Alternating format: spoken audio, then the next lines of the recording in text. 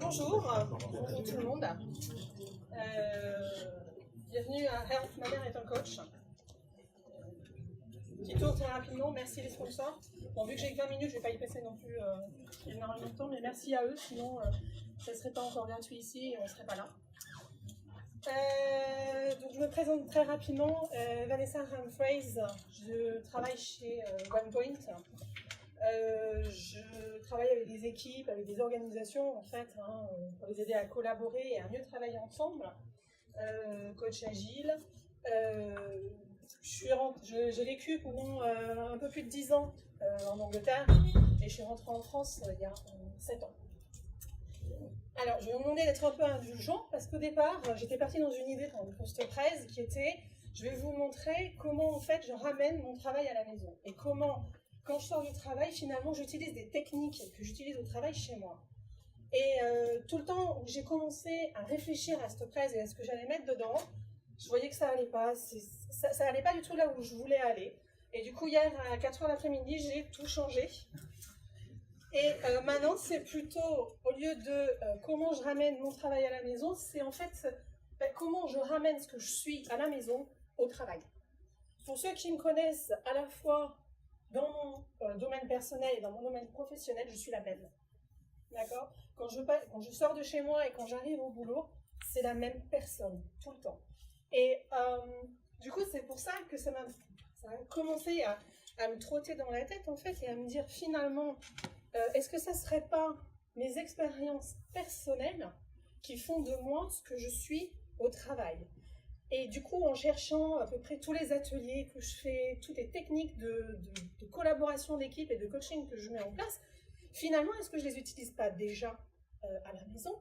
Et finalement, les personnes qui les ont créés, ces ateliers et ces frameworks et toutes ces choses que l'on met en place, est-ce qu'ils ne se sont pas non plus posé la question de regarder leur environnement et leur organisation familiale pour trouver des idées dans l'organisation de projets et les organisations d'entreprise. Du coup, l'objectif est maintenant de montrer comment je me sers de mon expérience personnelle pour faciliter les équipes. Christian Dan Hartig a écrit quelque chose d'assez pertinent en fait, et il pense effectivement que le management, ça n'est finalement que de la pédagogie pour adultes. Du coup, à la maison, en tant que parents, quel est notre rôle ? Notre rôle, c'est de faire grandir nos enfants, de les accompagner, mais pas de leur tenir la main tout le temps. Pourquoi ? Parce que l'objectif, c'est qu'ils soient adultes à la fin et qu'ils deviennent autonomes. C'est notre rôle en tant que parents. Quel est notre rôle en tant que leader, en tant que manager ou en tant que coach ? Mais c'est la même chose avec des équipes ou avec des personnes.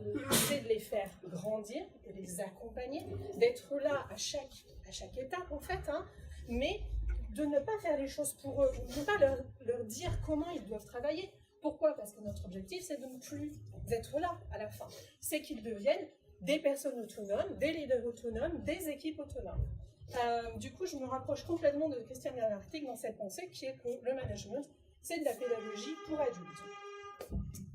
Et donc aujourd'hui, j'ai décidé un peu de voir comment à la maison, je gérais ma petite famille. Quand je dis je ne suis pas toute seule, j'ai mon mari aussi. On est une unité, on est tous les deux, on est un binôme et on le fait ensemble. Mais pour ici, je dirais je. Donc comment je gère ma petite famille ? J'ai un préado, d'accord ? Il a 12 ans, il aime les jeux vidéo, il n'est pas bien, c'est normal, c'est un préado. Il est stressé, il est triste. Quand il marche, c'est là, ok. Tout le poids du monde sur ses épaules. Et puis par moment, il est super heureux, enfin, il passe de up and down comme ça tout le temps. Et à côté, j'ai la petite sœur, Charlotte. Elle a 7 ans. C'est une artiste, c'est un électron libre. Les chaussures, elle n'aime pas, elle est toujours pieds nus. Le ton, il faut qu'elle parle, elle est extravagante. Voilà, et elle dessine. Et elle en met partout. Quand je dis partout, c'est partout. On marche partout, il y a des papiers par terre, voilà. Donc du coup, c'est normal, mon fils, par moment, il sent de la frustration. Parce que sa petite sœur, elle aime son frère. D'accord ? C'est son héros. Elle a toujours été avec lui, ils ont toujours tout fait ensemble, et là maintenant, son frère, il ne veut plus. Du coup, qu'est-ce qu'elle fait ? Elle le colle encore plus, et elle lui demande encore plus. Et lui, il se frustre et il est en colère. Au lieu de nier cette frustration ou cette colère, Au lieu d'aller dire à mon fils, ça n'est pas normal ce que tu fais, tu ne devrais pas être en colère. C'est pas ce qu'on lui a dit. On lui a dit, écoute Lucas, c'est tout à fait normal. Ta colère, on la comprend. On la comprend complètement et elle est normale. Elle va en phase avec le fait que tu grandisses et qu'elle soit plus jeune que toi. Par contre, ce que l'on va te demander, c'est de la canaliser. Parce que, de son côté à elle aussi, elle est en droit de te demander ce qu'elle te demande et elle ne comprend pas. Du coup, on lui avait dit, quand tu es vraiment énervé, tu sors dans le jardin, tu vas faire 3 tours de jardin, tu vas faire du trampoline, bon voilà. Tu canalises, tu reviens. Et puis un jour, il y avait des papiers par terre dans ce qu'on appelle la guest room, où il y a la PS4, hein, où il joue tout le temps. Il y avait des papiers par terre avec tous ses stylos. Il a commencé à prendre les papiers, à s'énerver, et ça m'a trop rappelé les papiers de colère de Christiane Lartigue. Je sais pas qui était là l'an dernier à la Gilles Tour, mais c'est trop ça en fait.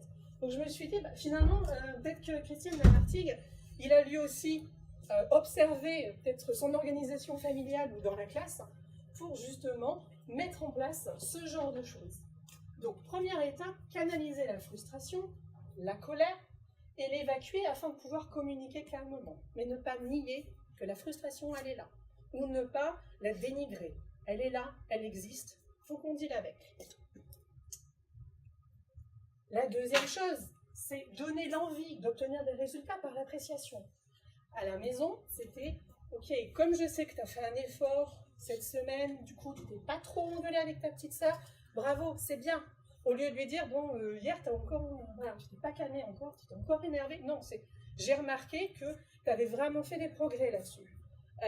Niveau notes, c'est pareil. Au lieu de dire, ouais, 12 en français, c'est vraiment pas top, quoi. C'est, ok, on regarde ce qu'il a eu avant, et c'est plutôt, très bien, tu t'es amélioré. Et si tu t'es pas amélioré, eh bien, on va aller voir ensemble pourquoi, qu'est-ce qui s'est passé, et qu'est-ce qu'on peut faire pour changer la chose. Finalement, c'est exactement les cues de cartes que Jürgen Appelo met en place dans le management 3.0, qui est vraiment le donner envie par l'appréciation. C'est le positive management. Plutôt que la baguette et le fouet, eh bien, on va vers l'encouragement, à partir du positif. Alors, ça c'est bien, j'encourage, très bien. Par contre, la petite, elle en est toujours, ouais, c'est bien, mais Lucas, lui, il a le droit de faire tout ça et moi pas. Pourquoi? Pourquoi lui, il peut aller sortir tout seul en tram et moi, je peux pas? Ce qu'on a fait, on s'est assis tous ensemble, son père, leur père et les enfants, et on a expliqué. Ok, Charlotte, c'est normal. Pourquoi? Parce que tu as 7 ans. Ton frère, il en a 12. Quand ton frère avait 7 ans, eh bien, nous ne lui donnions pas autant d'autonomie. C'est tout à fait normal que ton frère ait plus besoin d'autonomie que toi. Par contre, c'est un chemin. À l'heure actuelle, c'est encore moi qui choisis ce que tu vas avoir pour le goûter. Pourquoi? Parce que sinon, tu vas manger 3 Kinder, et c'est tout ce que tu vas manger. Du coup, je suis là pour t'accompagner et te guider. Ton frère, à 12 ans, il sait déjà que manger toute une poche de bonbons, c'est pas bon. Il en prend la responsabilité. S'il le fait quand même derrière mon dos, tant pis, il ira chez le dentiste. Et il y a plein de degrés d'autonomie comme ça. Et si on le regarde, en fait, c'est tout à fait les 7 delegation levels, encore une fois, de Jürgen Appelo, qui sont les 7 niveaux de délégation que l'on peut mettre en place dans une équipe. Et je me rends compte qu'effectivement, dans toutes les équipes que j'accompagne, ne serait-ce qu'au départ pour les lancer, ou même que je reprends après, que je viens voir après, eh bien, la première chose que je mets en place, c'est effectivement un atelier de delegation poker pour que l'on soit tous d'accord, que l'on comprenne tous, non seulement les attentes, mais les besoins de chacun aussi, et que l'on se mette tous d'accord. On met en place, on donne bien le cadre avec les contraintes, et à l'intérieur, on voit qui a besoin de plus d'autonomie que d'autres, ou pas. Mais ça permet vraiment de mettre en place un dialogue. Et on comprend tous les attentes. Ensuite, ça c'est quelque chose pareil, quand il y a 12 ans, quand j'ai eu mon premier enfant, avec mon mari, on s'est dit, ok, il est britannique, je suis française, on n'a pas du tout la même culture, d'accord? On n'a pas la même façon d'éduquer nos enfants, mais qui nous demande d'avoir la même? Ce que l'on nous demande, en fait, c'est d'avoir une vision commune et partagée, et de garder ce cap tout le temps. Et ça, c'est ce qu'on s'est toujours dit. Quoi qu'on pense, si l'un ou l'autre dit quelque chose, on n'est pas d'accord, on ne dit rien devant les enfants. On fait front.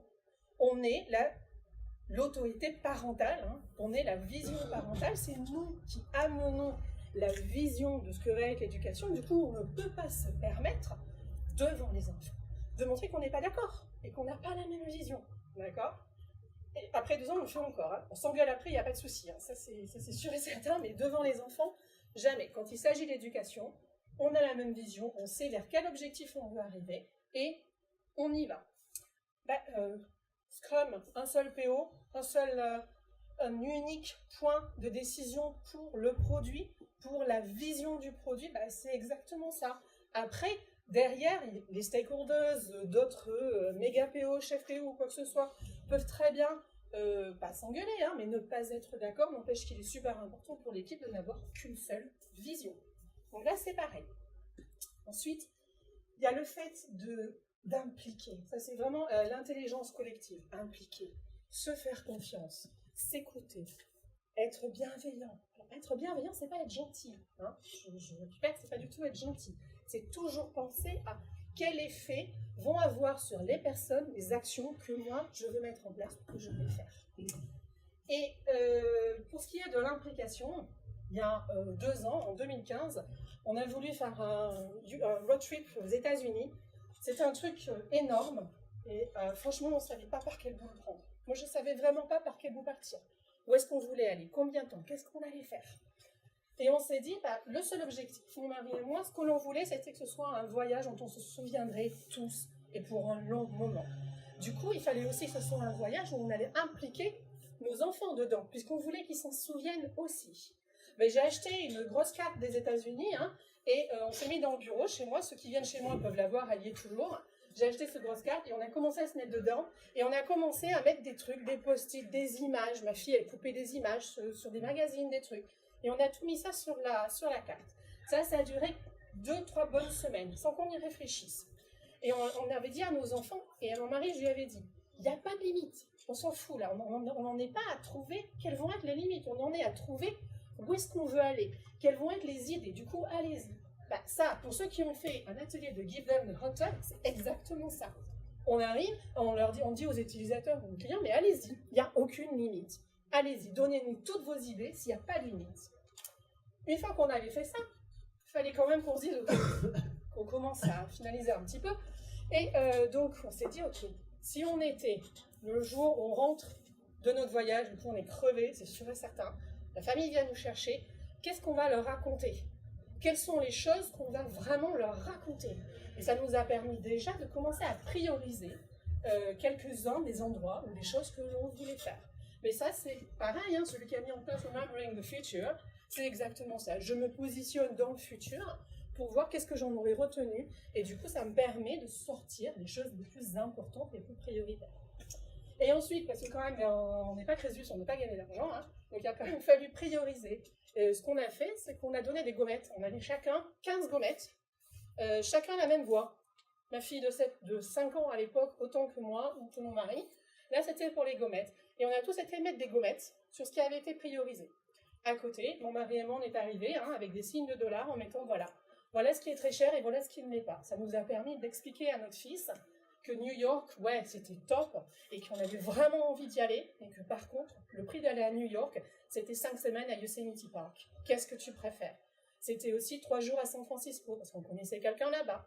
Et ça a permis à mon fils de comprendre que c'est pas parce qu'on ne voulait pas aller à New York ou qu'on n'avait pas entendu sa parole, mais que là, c'était priorisation et qu'on avait tous été d'accord de plutôt aller à New York. Et là, franchement, et ça a été le meilleur voyage que l'on ait jamais fait, on en parle encore 2 ans et demi après. Et pour terminer, l'inspection et l'adaptation, recueillir le feedback fréquemment, mais surtout adapter le plan d'action. Encore une fois, mon fils va dans un collège, c'est un petit peu loin pour lui, il prend le tram tout seul. Pourquoi? Parce qu'il va dans une section internationale, parce qu'il est bilingue. C'est pas une décision qu'on a prise très facilement avec mon mari. On ne savait pas ce que l'on devait faire.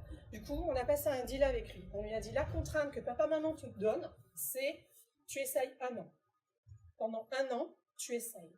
À la fin du 2e trimestre, on verra ensemble. Et franchement, là, on est tous les deux et on te le jure, vraiment, on te l'assure, on écoutera ce que tu auras à dire. Et si au bout du 2e trimestre, ça ne te plaît pas, c'est trop dur, c'est trop difficile, c'est trop loin, tu es trop fatigué, on en reparle et on te met au collège avec tes copains, le collège d'à côté. Au bout du 2e trimestre, on a fait le point, c'était l'an dernier, Et notre fils nous a dit, non, ok, j'ai envie de continuer. Ben là, on lui a pas dit, ok, t'en prends pour 3 ans, mon chéri. Hein? T'as pris ta décision, maintenant c'est écrit, t'en prends pour 3 ans. On lui a dit, c'est très bien. Ben on reprend une année. Au bout du 2e trimestre de ta 5e, on refera exactement le même point. Et t'inquiète pas, si du coup c'est devenu trop dur, trop difficile, ben on te changera et on te mettra. Ok, ça sera privé, ça sera un côté chez nous, on devra payer, c'est pas grave, hein? Ben on paiera et on le fera. Parce qu'on ne voulait pas qu'ils se sentent complètement emprisonnés dans cette décision que nous avions prise à sa place. Bien, dans les équipes Scrum, c'est exactement pareil. D'accord. Et surtout, on inspecte et on adapte. Il ne faut vraiment pas avoir peur d'inspecter et d'adapter.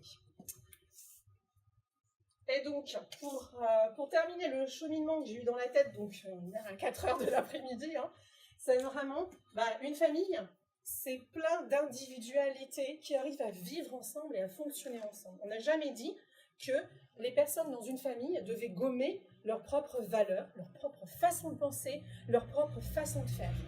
Pourquoi on voudrait ça au sein de l'entreprise?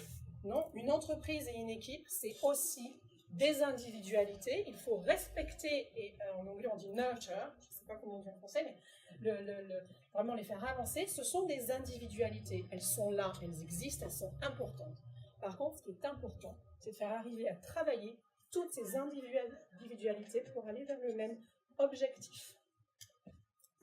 Et pour terminer, parce que j'ai beaucoup parlé de lui, sage parole de mon fils, sympa de tester tes trucs sur nous, maman, mais si tu étais cuisinière, on serait tout de même plus excité que tu nous fasses goûter tes recettes. Merci beaucoup.